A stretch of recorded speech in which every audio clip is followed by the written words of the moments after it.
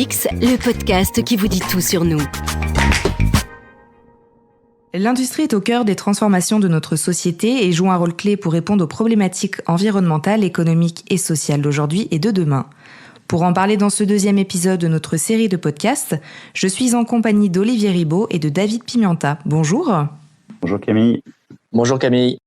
Alors vous êtes tous les deux directeurs opérationnels chez Rubix, des postes clés dans l'entreprise qui vous permettent d'avoir une vision globale du secteur industriel et de ses actualités.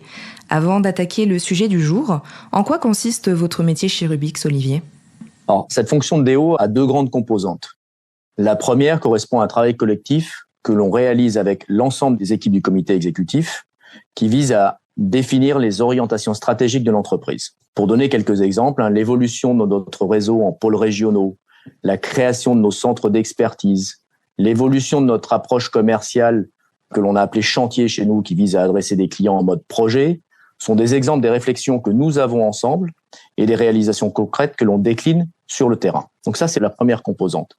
La deuxième composante, c'est le cascading de cette stratégie en agence sur le terrain. Les DO sont les garants de la bonne mise en œuvre de cette approche et doivent garantir la performance économique sur leur territoire respectif, que ce soit en termes de croissance comme en termes de rentabilité.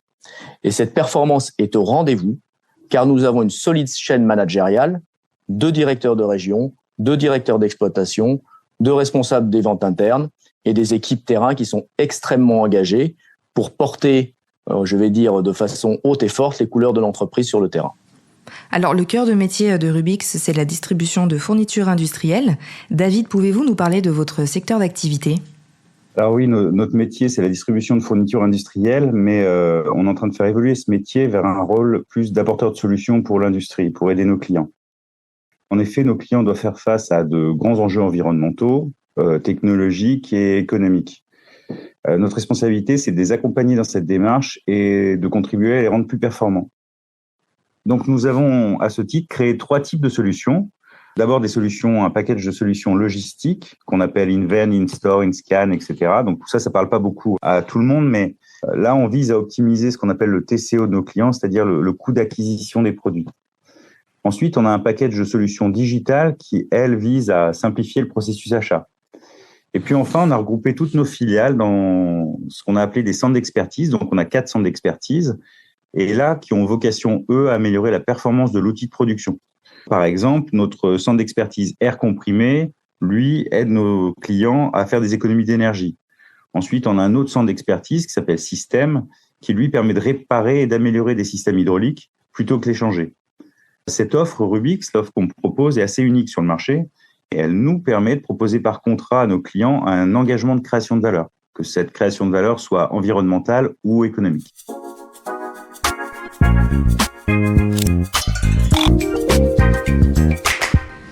Ces 3 dernières années ont été marquées par diverses crises qui ont ralenti l'activité et bouleversé le marché de l'emploi dans tous les domaines d'activité. Olivier, quel est votre regard sur le recrutement durant ces 3 dernières années et comment Rubix s'est adapté ? Alors, bouleverser le marché de l'emploi, je crois que c'est le bon terme. C'est effectivement un marché qui s'est extrêmement complexifié depuis la crise du Covid. Et durant cette période, nous, on a pris conscience de notre manque de visibilité. Donc, pour continuer à attirer des talents, il nous est apparu nécessaire d'investir et de travailler sur notre marque employeur. Il y a un gros travail qui a été réalisé là-dessus. Et puis, de faire connaître la richesse de ce métier et les possibilités de carrière que nous pouvons offrir. Donc, il y a un gros travail qui a été mené auprès des écoles pour séduire, on va dire, la communauté étudiante. Ce qu'on peut préciser, Olivier, c'est qu'on a décidé d'être plus présent aussi dans les salons professionnels. Je pense à Préventica, au CPM, à Global Industrie, enfin tous les salons où on peut être visible. Et en parallèle, on a pris la décision de renforcer l'apprentissage. Alors David, tu as parfaitement raison de souligner ce point-là. L'engagement de Rubix est très fort sur l'apprentissage. On intègre environ 150 apprentis chaque année. Et en parallèle de ça, on a aussi décidé de continuer à investir très lourdement sur la formation, dans la formation de nos collaborateurs. On sait que les hommes sont au cœur de notre réussite, et la responsabilité de cette équipe dirigeante de Rubix est de faire grandir ces équipes et de continuer à recruter des talents. Alors nous commencions ce podcast en parlant de transformation de la société, transformation de l'industrie elle-même. Le digital notamment rebat les cartes dans tous les secteurs. Alors peut-on parler d'une 4e révolution industrielle, David ? Alors effectivement, on parle beaucoup de l'industrie 4.0 et cette 4e révolution industrielle, comme vous en parlez Camille, c'est l'Internet des objets, l'IoT, l'intelligence artificielle, le big data, le cloud, qu'on entend régulièrement dans les journaux et à la télé. Tout ça peut paraître un peu barbare et faire peur, mais si on ramène ça basiquement à ce qui se passe dans notre univers, c'est au final pour un industriel mettre plus de capteurs sur ses chaînes de production pour enregistrer et collecter les informations qui vont lui permettre de mieux comprendre comment sa chaîne se comporte et puis d'anticiper les pannes de machine. D'ailleurs, David, ce qu'on peut aussi peut-être préciser, c'est que Rubix est aussi en mouvement sur cette dimension de l'industrie 4.0. Je pense qu'on est le premier et le seul aujourd'hui distributeur à avoir construit notre propre plateforme de condition monitoring. Et on a une relation extrêmement forte et étroite avec des partenaires comme Schaeffler ou Emerson pour nous accompagner à travailler ces sujets avec nos clients. Donc, c'est pour Rubix un moyen d'accompagner nos clients dans leur transformation numérique et aussi un futur levier de croissance.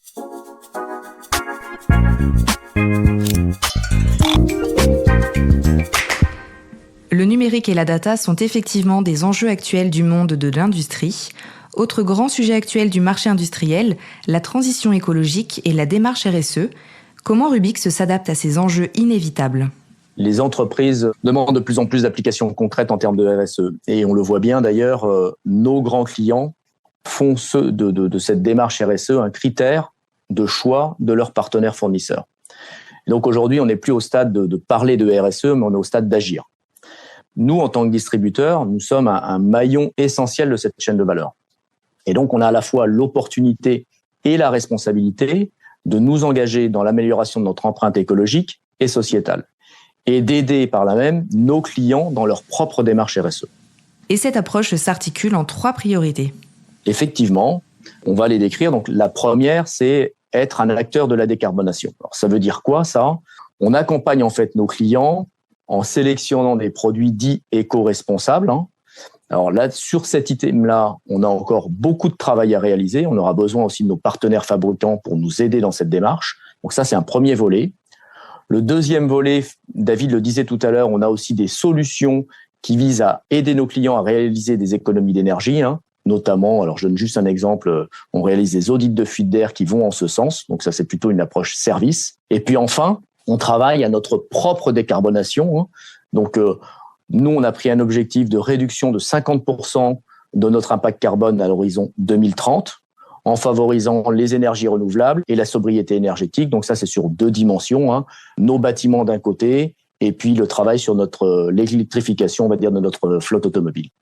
La deuxième priorité qu'on s'est fixée, c'est l'économie circulaire, donc promouvoir l'économie circulaire. Alors pour ça, on optimise les consommables logistiques. Vous imaginez les cartons, les plastiques pour emballer nos produits, en apportant des solutions de recyclage et aussi à travers nos centres d'expertise, comme on en a parlé tout à l'heure, des solutions pour réparer le matériel, pour éviter un achat de produits neufs.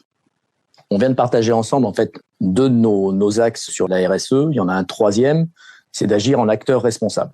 Donc, on travaille depuis plusieurs années sur les sujets de qualité de vie au travail et sur les sujets d'inclusion. À cela s'ajoute bien sûr la dimension environnementale. Notre défi du moment, en fait, est de rendre nos collaborateurs comme des acteurs sur cette démarche RSE. Donc, on est d'ailleurs en plein déploiement de l'approche de la fresque du climat et d'un atelier d'automne pour aider nos équipes, ou en tout cas pour sensibiliser nos 2 équipes et à ce qu'elles deviennent force de proposition sur ces dimensions. Et je pense que tu seras d'accord, Olivier, pour dire que c'est un défi qui est collectif. Donc, nous travaillons activement à développer notre écosystème RSE avec nos clients, nos fournisseurs et évidemment nos équipes. Oui, je te rejoins à 100%. C'est un défi collectif qui adresse toute l'entreprise.